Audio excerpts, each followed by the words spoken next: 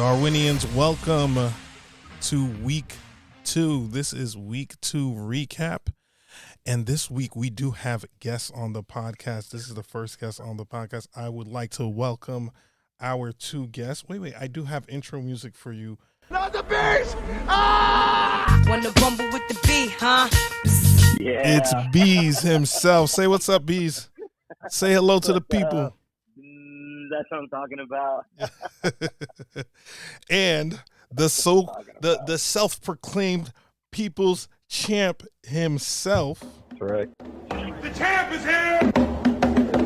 The champ is here! Oh yeah. Yes, the snowman. Ha ha ha ha. Bank. Say hello to the people. Yes, good to be here. Good to be here. I'm the Pat McAfee of podcasts in this league, so I'm glad you invited us, and can't wait to break things down, some film, some footage with y'all, and show you how it's done. That's all I've been watching is film. That's all I've been watching. Okay. So I have you guys on because, you know, we're only in week 2 and the trades have been crazy. I feel the trades have been insane. And one of the trades that you guys made, this was, I believe, the Pat Mahomes trade, right? Yeah. Yes. He's a quarterback in the league, right? Yeah. What team does he play for? So what was the trade? If you guys could break it down. Let me think real fast. I know I gave Jalen Hurts, Uh-huh. and I actually forget about who the second player was. It I was was really trying to Jalen get. Waddle Oh yeah. How could I forget? and that? the tight end Schultz from the Cowboys. You know what's crazy about the Waddle guy is I was a believer in him from the beginning, and I got so much flack for just drafting him. I was a believer in that dude. I knew he was going to do some good stuff. And anyway, I really wanted Mahomes, and I can go into that later. But anyway, yeah, you're right. I'll be honest. Getting Mahomes is a big deal for me, and I still don't understand why everyone was still up in arms about that trade. There's certainly been some more dramatic trades in the years past, but that one seems like, dude, seriously, we got to talk about every trade then. It's the fact that you have Josh Allen and Mahomes, right? It's like, I think that's the shock of the trade. Yeah, a big That's shocker. a shock, but Yeah. then you look at Waddle playing, and then I saw Crusher's explanation for it, which it makes sense if you are following someone who drafts well, but in the 6 or 7 years I've been in the league, I've never had a good draft. So I don't know if you'd ever want to look at my draft spot for, position analysis. But in any case, I had 2 great quarterbacks going into the trade. I had 2 great quarterbacks coming out of it. It seemed like it was a trade that was sort of even and helped both teams, which is kind of what you want to do in a trade. It gives you a monster QB tandem. I don't know. I didn't, with the trade with Kansas City to send over Tyreek Hill, maybe a lot of people thought that, Jalen Waddle, but he was good this weekend, right? He was excellent. He was excellent this Yeah. weekend. So he played I great. think he had like 50 points or something. Yeah, just like 50 points or so, give or take. Give or take. On my team, that's not enough. That's what we say. 50 is not enough. But, for the rest of the league, I'm sure that's pretty good. So everybody was knocking you, Bank, for the trade because you're trading with They Pat said I was a Mahomes. rat.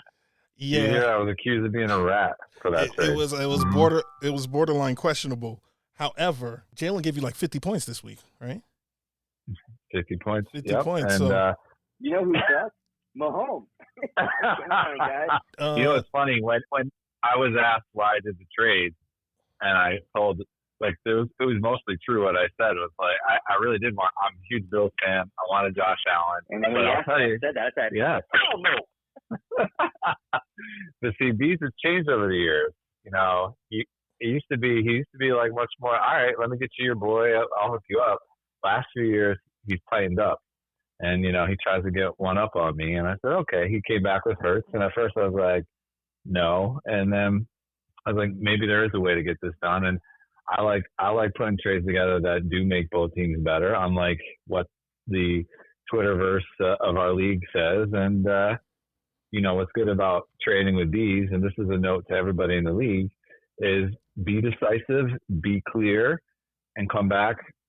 Don't do all this round and around and around, and then, never make a decision, which most of the league does with trades. Or you could just be like Jay Money and only trade with Sitcho once a year, and then that's it. So, and I don't mind taking risks. We can even talk about last year's Kelsey trade if we want to get into that. Yes. And break that down. Because I'm sorry, you left some tight end straight up. It was straight up trade. It was him for Herbert straight up, right? Yep. And it was before the week even started. We didn't even play games yet. No. All right. So just for the record, I just made a trade for Kelsey. It was the second year in a row I traded a quarterback for Kelsey with no quarterback coming back. We'll see if it bites me again. So I remember that trade, and I had another trade going at the same time. And I remember letting Sitcho know, like, hey, don't put it through just yet.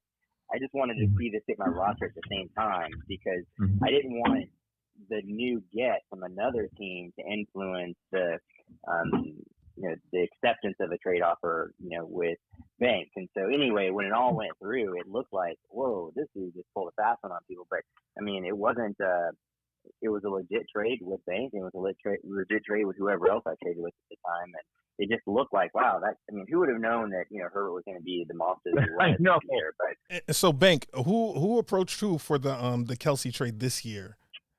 I was talking to him because I fell for him. I've been talking about Trey Lance. I've been actually one thing that's great about Sitcho is he talks to you not only as a competitor but as kind of like he looks out for you, and so I've tried to pay that back, right? So I was telling him, like, man, I don't think Lance is going to make it. I didn't know he was going to get hurt, but I was like, I don't know if he's going to start the whole year. I was trying to work out a trade a little bit, but I was also trying to say, man, like he's boom bust, and Sitcho, very stubborn, as we all know, ignoring me, whatever.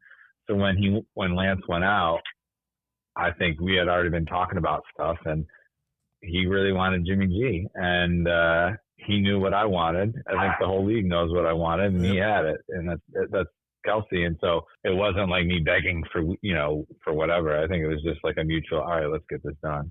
So yeah, and I think Sitcho's team is a little underrated from all the banter we heard, but I'm definitely I'm happy I got my guy.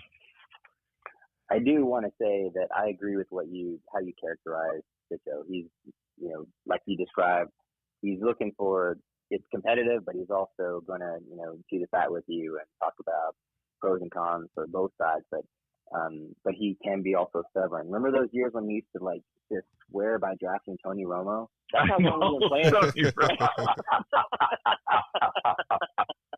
That's how long we've been playing this thing, man. Like, I gotta get Tony Romo. I gotta get Tony Romo. I gotta get Tony Romo. It's like, shut up about Tony Romo, man.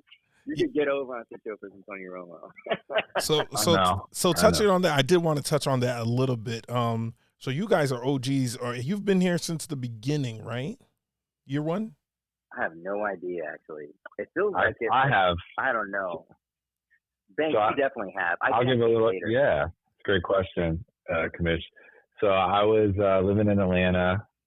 I didn't even know and bees at the time. I don't think, but I was leaving to go back upstate, and Sitcho was like, "Hey, I'm in this league. This is pre-Darwin. All the rules were the same, and it was like the precursor." Mm-hmm. He's like, "Join this league, and we need somebody." And I was like, "I don't even know what fantasy football is. What are you talking about?" He said, "Don't worry about it. It's easy. Just join."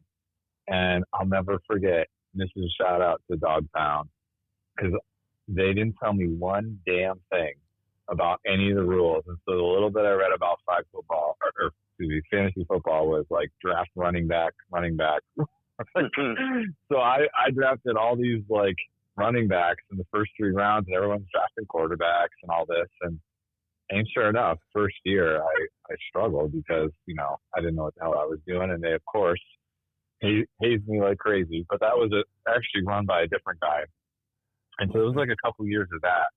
And oddly enough, for all those people counting championships and trophies, that was maybe like 2 or 3 years before I became Darwin. The last year of that, before Darwin started, I won the league.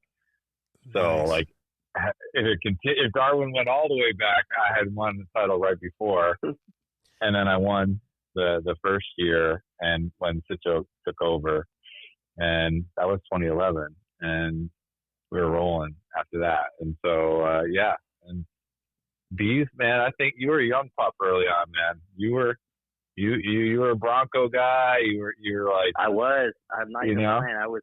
It was definitely the Bronco equivalent of Tony Romo for a minute. Like but it's it's not like it's not like Demaryius Thomas stuff either. But there's I think back to the early days, and I can tell you like what was so cool about it was that a lot of those guys I just liked, and it was the only way to really interact with them.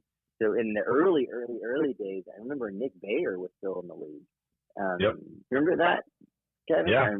Oh yeah. So I remember when it was weird to kind of negotiate with Nick, and then later read something because he was a CEO or still is a CEO of Zaxby's Coffee, and you're like, man, how does he have time for this? And anyway, he's not in the league anymore, but there's others. Everyone's got busy lives and everything, but everyone else stuck with it. But now it's cool to be able to interact with Dago system, which I would love for you to have him on the podcast so you can explain what that is. But Anthony DeBartolo and I go way back to, it was like 20 years ago almost of working together, and so I haven't seen him in that amount of time. But I think that the original league started with like Kadar Hamilton running a league with. That's who it was. Was it Kadar? Yeah. Yeah. So I don't know. Back in the day. So anyway, it's a fun way to stay up with these guys. In fact, fun fact, I didn't know that Snowman was a Caucasian until I got a text from someone, because Beck and I actually went to the same business school, and I remember somehow the name came up. And I was telling a friend about it, and it was making me cry. It was making me laugh because Bank has like a mixtape, and so my image was of Master P opening up his trunk trying to get people to listen, but Bank really does have a mixtape, I think. So told some people. We're not going there tonight. Wait, hold on. You got to invite me back. So you do. This is correct. You do have a mixtape. It's real. And some people verified it. That's for a different podcast, different time. Okay. Man, this woman said, "Oh, you don't know about Quant?" And she said, "He is the coolest white boy I know." I was like, "What? Wow, I did not know the Snowman, who, by the way, stole my name. That is the nickname I've had since youth." But man, when he was so cool about it, I was like, "Man, you can have the Snowman for this league. You can have it." The People's Champ, it's harder to concede, but the Snowman, I'll let you get it. Crazy. Cold-blooded. I felt the same way, Bees, because when I saw Snowman, I'm like, oh, is this Young Jeezy? Because I'm like, I swear, Young Jeezy's in this league. I was in Bankhead all the time when I lived in Atlanta, so of course I had to pay homage. Oh, nice. But let's shift gears. That's seriously. We'll if I get invited back, we'll dive deep into the origin stories of the Snowman. But so I just want to say, because I thought everyone went to Duke together. You, J Money, Crusher, Sitcho. That's what I viewed, that you guys all went to college together and then started this league right after or something like that. But it sounds like it's not true. Me, Dream, Sitcho, and J Money, the real OGs, Four Horsemen. We all went to Duke together. And we all, I don't know if Dream did, but we all took chemistry. Like, we were chemistry majors, which is, I got into league because of J Money. I'm married to his cousin, and I met him at his sister's house, and he said, "Hey, we're looking for an extra person in this league." I was like, "What?" I was like, "I'm a fantasy football god." I said, "Let me get in this league." And just like you, Bank, they didn't tell me any of the rules, except they did say it's a two quarterback league, and I think Sitcho was the at that time I think he was the commish. And it was a two, and they didn't tell me. And I remember, what was my name? My team name was American Horror Story from Amir Abdullah. I had drafted him. And Oh. I remember I was like, damn, I missed the playoffs. What I didn't know is that sixth place goes to the highest score. So I had no idea. And then Citro was like, no, you made the playoffs, newbie. And at that time we were still doing email chats, like sending emails back and forth. Some of the content back then was elite. Now it's a lot more gift based. That's what I remember. Man, on the chat, it's just so abbreviated, but the content back in the day when, there used to be some good stuff that was posted. I would write long ass like. Me too, man. It was dope. Like, I was like, man, what was that? Just toilet script or what? I mean, he just put it out there. Like, you can't do all of that on the commode. Right. You can still do it on CBS though, and put it on the front, and everybody will get it in their email. All right. I'm just saying. So Vlad, what I think of you, this podcast has elevated your commish rankings. He's the third best commish ever to run this league. That's the Darwin League, and that's what I usually say to myself because I'm sure, as you know, that I was commissioner as well. Oh, that's right. That was the year before. You got to know the story. If you're a commissioner, you need to know the story. Okay. Of when I was commissioner. Do you know the story of this? No, I wasn't here when you were commissioner. So what happened? Yeah. Okay. So similar to probably you in some way, Sitcho. I feel like I should drop a bass line right now so you can go ahead and rap to it. Go ahead. I got to get this story out. The league needs to know this story because if you're in the league, you must know what we've been through, and it will bring us together and galvanize the league more because Sitcho, and he's kind of dramatic at sometimes, as we all know.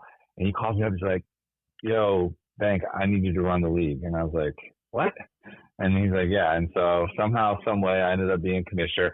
He's still puppet master in the background a little bit, He's afraid to let go of everything. So I'm running league one year. True story, swear to God. I'm living in New York City, crazy New York City life, crazy job. And I'm trying to run this league. He's better at trading now, but back in the day, he used to do this like hemming and hawing and talking and whatever happened. Well, he and Dream had some sort of trade thing go down. So it went sideways and haywire. And I don't know that part of the story. I remember that. But listen, you got to hear what I had to deal with. Because you think you have a tough job doing the thing. I'm at work.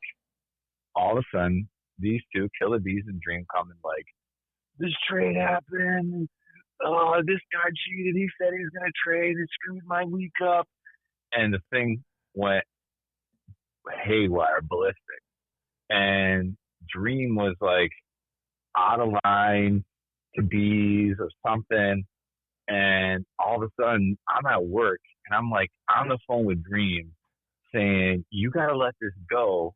I'm like screaming I'm like yelling in an open office, like, "You gotta like end this, you gotta cut the beat." And because my job is like negotiating and dealing with suppliers, people just assumed I was like yelling at our suppliers. And they were like, "Oh, here's Kevin again, just like battling it out." But I'm like doing fantasy football stuff. I'm, "Dream, you gotta settle this, you gotta back off the trade and just let it go, blah blah blah."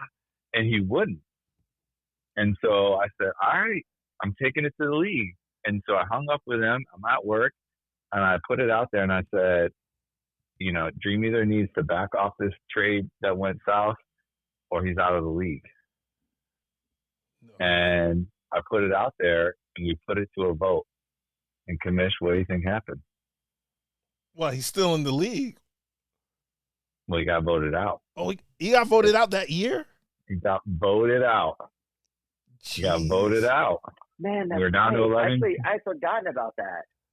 How could you forget? I'll never forget. I'm at work. Like, I'm more stressed about fantasy football than my job. I'm screaming at somebody. And yeah, he got voted out. Dream was like, the league will not be the same without you. You need me. And we went forward. We went ahead with Darwin, survival of the fittest. Oh, Jesus. When, we missed him. But like we said, we got to do what's right for the league. He eventually came back. He did what he needed to do to come back. He came back the same year? That year. Oh, okay. Same year. Crazy. But it was, you want to talk about crazy. Yeah. Oh. Yeah. So you should get Dream on sometime, and Dream on sometime. Oh, I will tell definitely. you, Vlad, I will negotiate and talk to anybody, even you, Dream. But and some of my favorites are definitely Sitcho, Bank. One of my absolute favorites is Devo or Dago, because man, that guy. We all learned in business school this whole, dependent, independent variables, regression analysis, R coefficients and stuff. But that dude applies it to fantasy football using supercomputers at the place of his place of employment. And so if you talk to him about a defense, he can break down the last 5 years and what player and what position on a team is going to actually have the most impact. And so it just ends up being a very intelligent conversation. And if you notice, like, he just says what he has to say, and then that's it. And he's gone. He's like, all right, I think you guys move on. I've gotten the information I needed. I'm done. I'm ready to go. But he's a fun person to negotiate with too. Dream, ever since that time, I still remember I was standing in my own old home when we had that whole thing. I still remember I was standing, and Zenobia, my wife, was looking at me like, "What is going on?" I was like, "It's just fancy football stuff." Like, God dang! I was so frustrated. It gets serious. So frustrated. All right, guys. So we're gonna have to cut it short here, but before we go off, congratulations are in order for who High Man was I think it was Situation, was it? Situation. Yeah, so give it up. Week. Let's give it. Wait, let me get it. There we go. Give Shout it up out to him. Situation. Well High done, Man of the well week. done. Well done. Yes, for a moment, I thought it was gonna be Dog Pound, but it wasn't. But congrats to Dog Pound. Did he? Dog Pound 0-6 right now? No, did I get that wrong? He won. He had 183. He beat you this week. And then he did. Someone was 0-6. Maybe I'm playing there next week. But yeah. Who did he beat? Right. Bank, you beat him. I think. Did he have a bye? I'm trying to see if he was else. No, I think he had a bye, so he only played 2 people. So he's 2-4. But I know what's going on is that Sitcho versus dog. Who's going to be higher, right? That was the bet. Who's going to be higher, Sitcho or Dog? Not if Dog is going to be last place. He bet like 5 people in the chat. I don't know. He was going off of That's like the other fun part. Yeah, everybody with these side bets. Sitcho's going to be broke by the end of the season. Yeah. So, it's going to be a new picture up on the league. That's why I told them. It's going to be a new picture up. It's crazy. But guys, thank you for joining me. It was fun to go way back and just see, past histories and dealings in the league, past trades, how you guys started, how I started. I think it's going to be a good week 3. I think everybody's happy with their trades. Thank you for having me on. I just got to give a shout out to Crusher because he's been so great in this league. And just, not only conversations, but he always puts together an elite team. And Jay Money, if anybody knows anything about Bankhead and Jay Money, the hate is real. I'm coming for him. I'm going to make sure he doesn't win it this year. And he just needs to know that. And he better keep his mouth shut when it comes to Bankhead. Shout out to Jay Money. Keep my name out your mouth. I'll tell you, he's another guy you have to have on the league. I don't know anything about that dude. My last words are, this is every January, there's this look in my face where it's like, man, something's missing, and it's really just that I have to wait another 8 months for the nonsensical stuff to begin again, and it's a great distraction. It's fun. It's why we play fantasy football. I can't say enough about it, but man, this podcast and just being able to get together like this, it just really kind of sets it up even more. But if it wasn't playing fantasy football like I didn't for at least 3 years in the middle, like I would miss you guys. So thanks for having me on the podcast. Thanks for having me in the league, Darwin, and I look forward to more shady trades and eventually a crown, which is coming because geez, boy, don't let me win. If you don't let me win, I'll never shut up about it. Thank you guys for listening. We had on Bees and the champ himself. People's champ. Yes. I am your commish signing out. Good luck to everybody on week 3, and you'll hear from me next week.